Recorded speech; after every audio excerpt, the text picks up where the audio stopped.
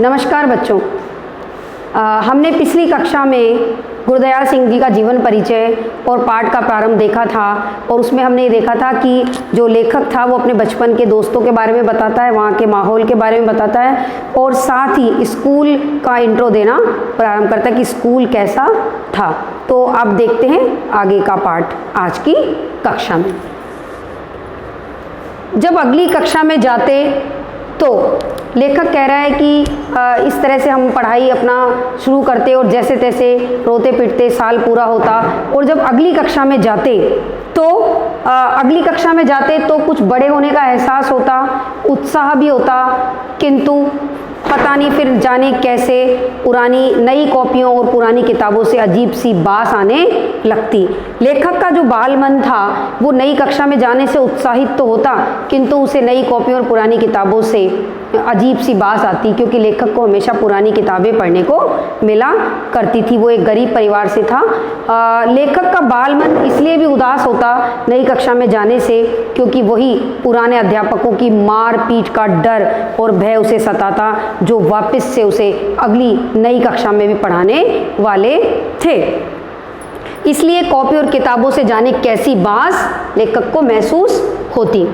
मास्टरों के डर से वह कांपने लगता और अगली क्लास में जाने का जो उत्साह था उसका कम पड़ जाता और मास्टरों के भय से कांपने लगता कि वापस से मास्टरों की वही मारपीट और डर भुगतना पड़ेगा, क्योंकि स्कूल को तो वो किसी कैद से कम नहीं समझते थे। तब स्कूल में शुरू में 1-1.5 महीना पढ़ाई हुआ करती।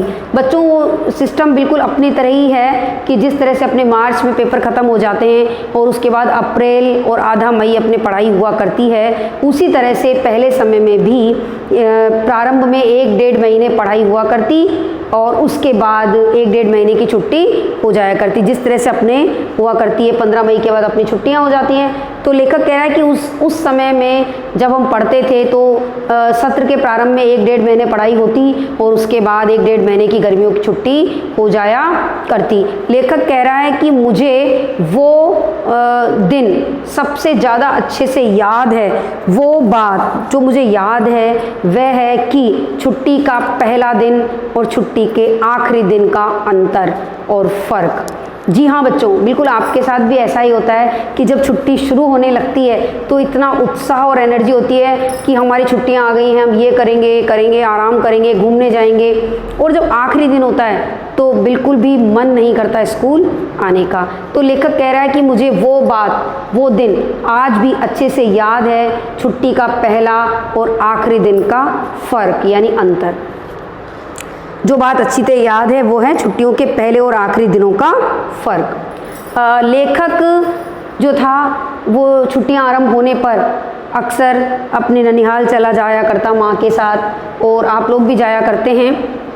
तो ननिहाल जाता, ननिहाल का जो तालाब था वो भी इनके गांव की तरह ही एक तालाब था उस गांव में, जैसा कि इनके ननिहाल में था। इनके गांव में भी ऐसा ही तालाब था। अक्सर उस तालाब में दोपहर तक खूब नहाते कूदते और उसके बाद नानी से जो जी मन में आता वो बनवा कर खाते। नानी खूब लाड़ दुलार के साथ दूध घी मक्खन खिलाया करती और हमारे बोलने के तरीके और हमारे कम खाने पर बहुत खुश होती। लेखक ने कहा है कि नानी हमारे बोलने के ढंग व कम खाने से बहुत खुश होती। अब बच्चों ये क्या बात हुई कि नानी हमारे बोलने के ढंग और कम खाने से बहुत खुश होती? आप बताएं कि खुश क्यों होती? क्योंकि सब नानियाँ तो चाहती कि हमारे बच्चे ज़्यादा खाएं, क्योंकि हम उनके लिए स्पेशल बना रहे हैं। यहाँ पर बात यह है कि जब भी हम ननिहाल जाते हैं, बिल्कुल आपके साथ हमेशा ही ऐसा हुआ होगा कि जब भी आपको ननिहाल ले जाया जाता है या किसी और दूसरी जगह ले जाया जाता है, किसी के आप रहने के लिए जाते हो, तो उसके पहले आपकी ट्रेनिंग शुरू हो जाती है। और ट्रेनिंग के दौरान मम्मी और पापा आपको यही समझाते हैं कि तमीज़ से रहना, आप करके बोलना, किसी को मारना पीटना नहीं, और मामा के बच्चों की पिटाई मत करना, लड़ना झगड़ना मत। ये बहुत सारी चीज़ें। और जब कोई 2-4 बार कहे तब कोई चीज़ खाना, ऐसे नहीं कि आप उठा के खा लो। किसी चीज़ को तोड़ना फोड़ना नहीं, बहुत तरीके और सलीके से रहना, वरना तुम्हें नानी के लेके नहीं जाऊंगी और अगली बार तुम यहीं पड़े रहोगे। इस तरह की चेतावनी आपको सबको सुनने को मिली होगी बचपन में। तो बच्चों ऐसा ही बिल्कुल लेखक के साथ भी था। माँ उसको बड़ा ही सिखा समझा कर ले जाती और नानी के जब वो नानी के यहाँ जाते तो बहुत ही तरीके से आप करके तमीज़ के साथ बोलते और नानी के 10 बार कहने पर कोई चीज़ खाते। तो लेखक कह रहा है कि और खाते भी तो बड़े शर्माते हुए, बड़े तरीके से। तो नानी हमारे बोलने के ढंग और कम खाने से बड़ी ही खुश होती। नानी जब 10 बार कहती कि बेटा खा ले, आपके लिए बनाया है, खा लो खा लो, तब हाँ कहते कि नहीं नहीं नहीं, हाँ थोड़ा सा खा लेंगे। तो इस तरह से नानी हमारे बोलने के ढंग और कम खाने से बड़ी खुश होती और अपने नाती और अपने पोतों को सीख देती कि देखो ये कितने तमीज़दार बच्चे हैं, इनकी तरह तुम भी बनो। तो इस तरह से ननिहाल जाते और जिस साल ननिहाल नहीं जा पाते उस साल अपने ही गांव में, हमारे गांव में भी एक तालाब था लेखक कह रहा है, और अब जब नानी के नहीं जा पाते तो अपने ही गांव में तालाब में सारा दिन नहाते, जाने कितनी बार तालाब में कूदते, फिर वापस से तालाब से निकलते।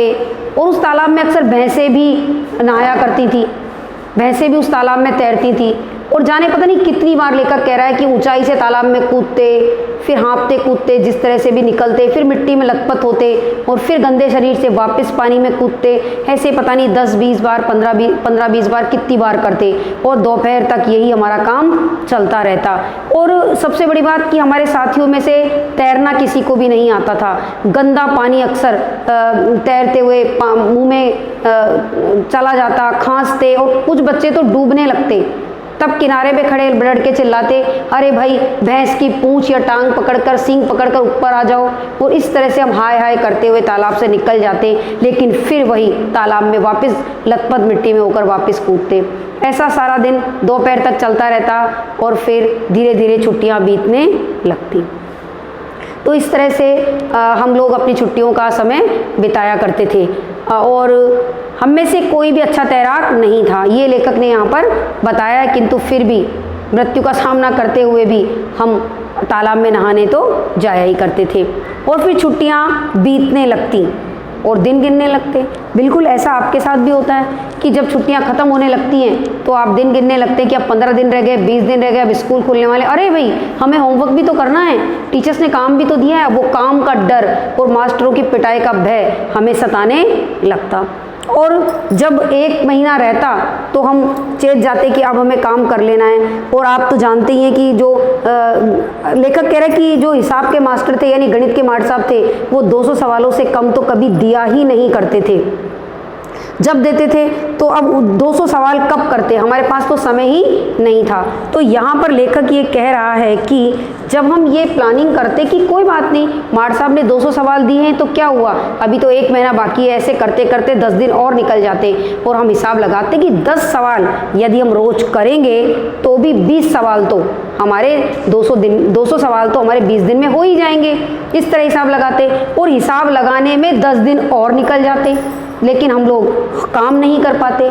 और फिर अंत में यही होता कि जैसे तैसे थोड़ा बहुत काम हो पाता और कुछ काम नहीं होता और फिर तब हमें पिटाई का डर सताने लगता।